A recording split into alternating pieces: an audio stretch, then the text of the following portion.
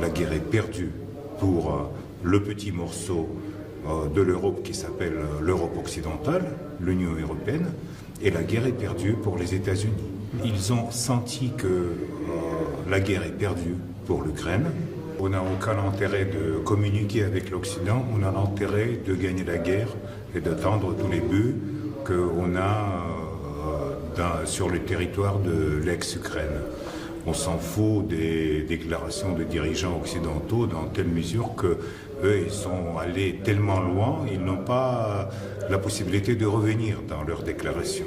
Si les troupes au sol occidentales vont venir en Ukraine, ils vont se rencontrer avec les missiles hypersoniques.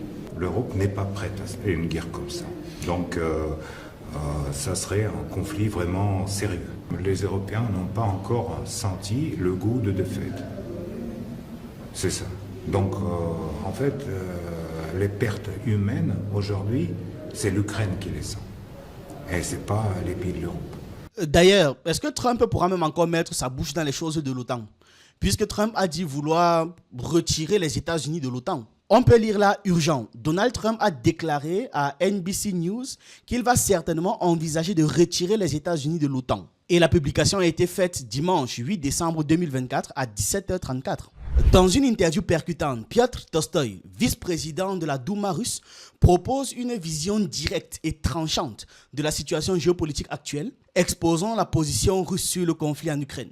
Selon Tolstoï, la Russie ne voit aucun intérêt à dialoguer avec l'Occident et se concentre plutôt sur la victoire militaire et l'atteinte des objectifs territoriaux en Ukraine. Il accuse les puissances occidentales, notamment les États-Unis, la France et le Royaume-Uni, d'avoir exagéré, augmenté les tensions en soutenant Kiev. Et de quelle manière? Simplement en autorisant l'utilisation de missiles contre le territoire russe. Le vice-président russe ne lâche pas ses mots. Pour lui, la guerre est déjà perdue par l'Ukraine, l'Union européenne et les États-Unis. Il avertit, il prévient qu'une intervention militaire directe de l'Occident serait contrée à la riposte des missiles hypersoniques russes, témoignant donc de la ferme résolution de Moscou de défendre ses intérêts stratégiques. Tolstoï, dans cette prise de parole, dresse également un portrait sévère de Volodymyr Zelensky, le qualifiant de président en perte de légitimité, qui lutte pour maintenir des appuis occidentaux face à une situation ukrainienne qu'il estime de plus en plus critique. Tolstoï alerte sur le fait que les déclarations et les actions des pays occidentaux risquent de précipiter un conflit ouvert aux conséquences potentiellement désastreuses pour tout le monde. Parce que, d'après lui, les chances d'une issue diplomatique à ce conflit sont quasiment nulles. La Russie reste déterminée à poursuivre son opération militaire spéciale, convaincue que l'Occident a franchi un seuil irréversible dans les provocations. Donc là maintenant, il a été très clair. Le gars est convaincu, il pense là que les négociations ne vont plus se faire aussi simplement. Là, il faudrait une défaite clairement annoncée d'un des deux camps. Et à sa manière de parler, vous comprenez tout de suite qu'il n'envisage même pas la défaite de la Russie. Cet entretien dévoile une vision sans concession de la politique russe, mettant en lumière l'ampleur des tensions géopolitiques actuelles et la complexité croissante du conflit en Ukraine. À mon avis, on n'a aucun intérêt de communiquer avec l'Occident, on a l'intérêt de gagner la guerre et d'atteindre tous les buts qu'on a sur le territoire de l'ex-Ukraine. On s'en fout des déclarations de dirigeants occidentaux dans telle mesure qu'eux, ils sont allés tellement loin, ils n'ont pas la possibilité de revenir dans leurs déclarations. Donc on va attendre peut-être le changement des leaders ou le changement de rhétorique, mais c'est pas pour demain. Ce qui concerne l'escalade militaire, c'est en fait les États-Unis et la France et la Grande-Bretagne qui ont permis au régime de Kiev d'utiliser les missiles sur le territoire russe, et ils vont avoir une réponse très claire. Le premier tir de missiles non nucléaires hypersoniques qui a été effectué récemment, c'est que le premier pas. On sait bien que les missiles occidentaux sont programmés par les spécialistes de l'OTAN, par les officiers de l'OTAN. Donc on va tirer sur le point de commandement qui programme les missiles occidentaux qui tombent sur les territoires russes.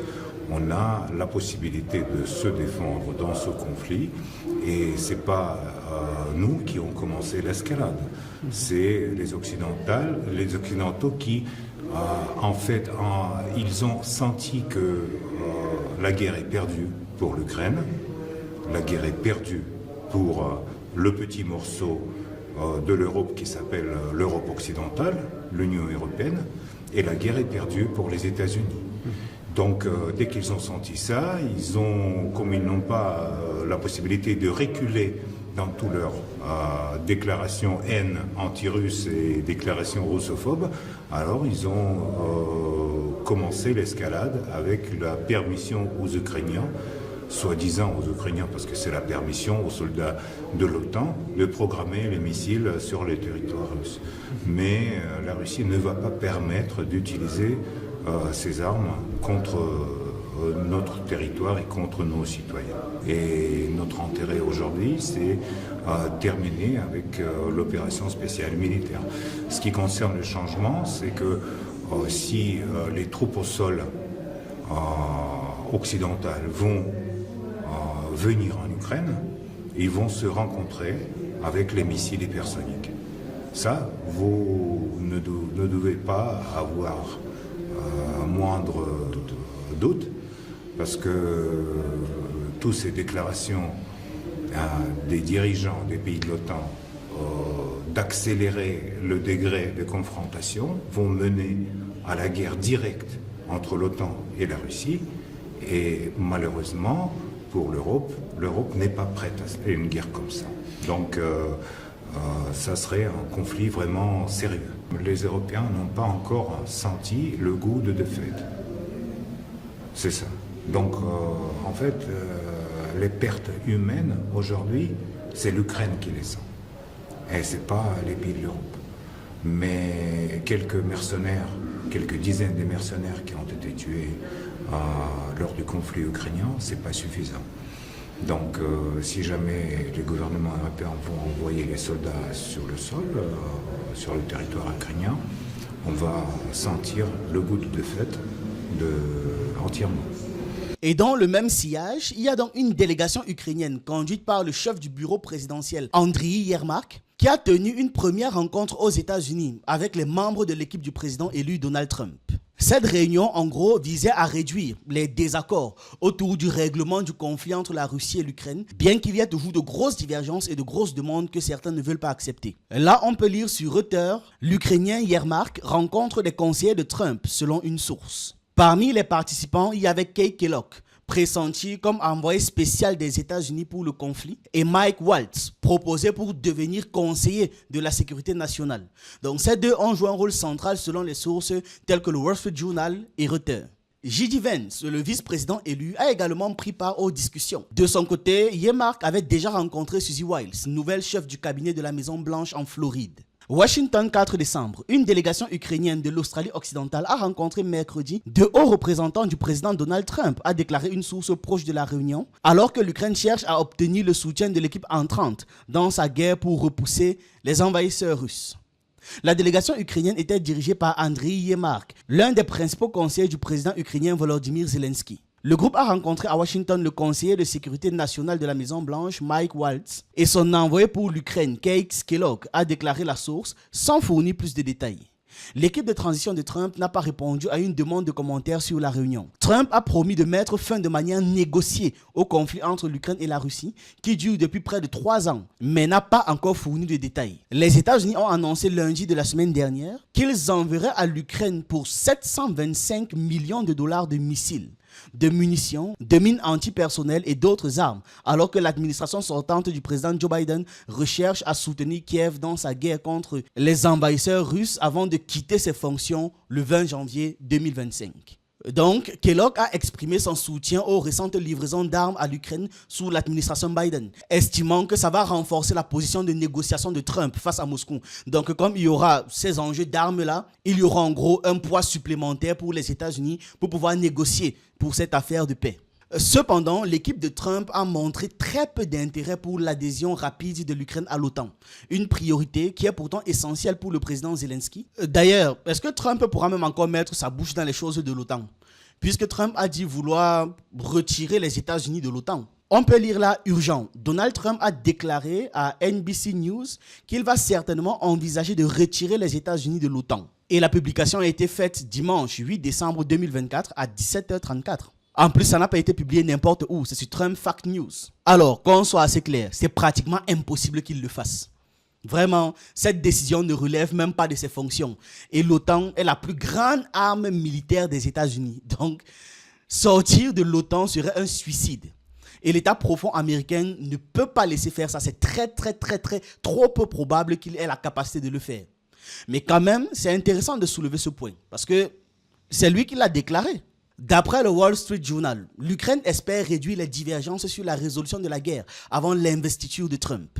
Une source proche de l'intention de Kiev indique que le gouvernement ukrainien envisage d'annoncer son ouverture à un processus de paix. Et on peut lire, l'Ukraine ouvre les pourparlers avec l'équipe de Trump sur l'arrêt de la guerre avec la Russie. Le principal conseil de Zelensky arrive à Washington dans un contexte d'incertitude quant aux intentions du président élu. Avec en bas un petit reportage globalement qui explique ce qui se passe.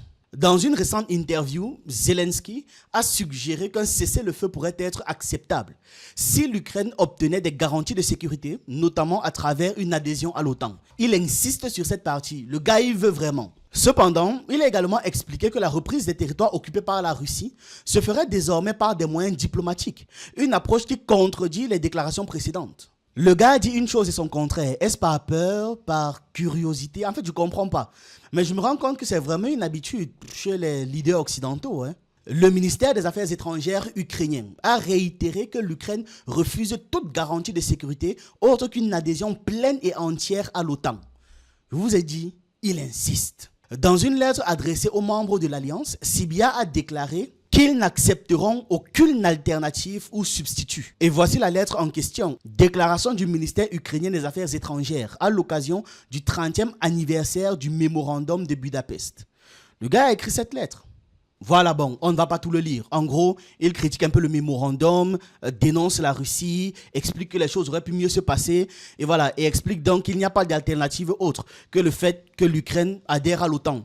Parce que la Russie, qui normalement était garante de la sécurité de l'Ukraine, ne l'a pas fait, a violé cet accord en 2014. Par exemple, vous pouvez lire là.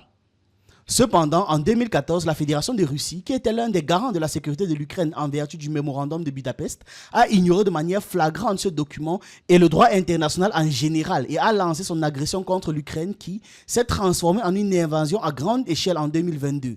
Ces actions constituent une violation flagrante du droit international, en particulier de la Charte des Nations Unies qui oblige les États à respecter la souveraineté et l'intégrité territoriale d'autres pays et repose sur le principe de non-recours à la menace ou l'emploi de la force. Voilà, donc il a fait ses critiques et expliqué donc que voilà, comme ils ne peuvent plus faire confiance à la Russie, maintenant ils vont devoir faire confiance à l'OTAN. Les conseillers de Trump ont évoqué des plans de paix, reconnaissant le contrôle russe sur environ 20% du territoire ukrainien et retardant l'intégration de l'Ukraine à l'OTAN. Donc voilà, là, ils peuvent accepter de céder 20% du territoire ukrainien à la Russie, globalement c'est ça. Et le fait que la Russie entre dans l'OTAN, ce n'est toujours pas envisagé, ce n'est toujours pas possible pour le moment. Kate Kellogg, tout en soutenant les récentes livraisons d'armes, comme annoncé la semaine dernière, lundi de la semaine dernière, a également proposé par le passé de suspendre l'aide militaire américaine pour pouvoir inciter Kiev à négocier, pour pouvoir forcer Kiev à négocier. Vous voyez encore le problème? Une chose et son contraire. Il a récemment affirmé que les actions de Biden, en accélérant l'envoi d'armes, offraient à Trump des leviers supplémentaires pour engager des discussions avec Moscou. Une chose et son contraire, et encore, et encore, et encore. En tout cas, quelque chose est sûr, c'est que l'administration Trump devra rapidement trancher sur la poursuite de l'aide militaire en Ukraine après leur investiture. Et bien que les livraisons d'armes soient en cours et qu'il reste encore 6,5 milliards de dollars d'aide non dépensés dans le paquet approuvé sous Biden. Pour l'instant, les autorités ukrainiennes n'ont pas officiellement commenté ces premiers échanges avec l'équipe de Trump. Voilà, on attendra plus, je vous tiendrai informé. Dites-moi déjà ce que vous en pensez en commentaire par rapport à tout ça. Comment est-ce que Trump va réagir? Est-ce que l'État profond va le forcer? Aussi, est-ce qu'il va vraiment quitter l'OTAN? Personnellement, je doute très fort. Les paris sont trop minces. Bref, je ne parierai pas là-dessus. J'attends donc vos avis et on se retrouve dans une prochaine vidéo.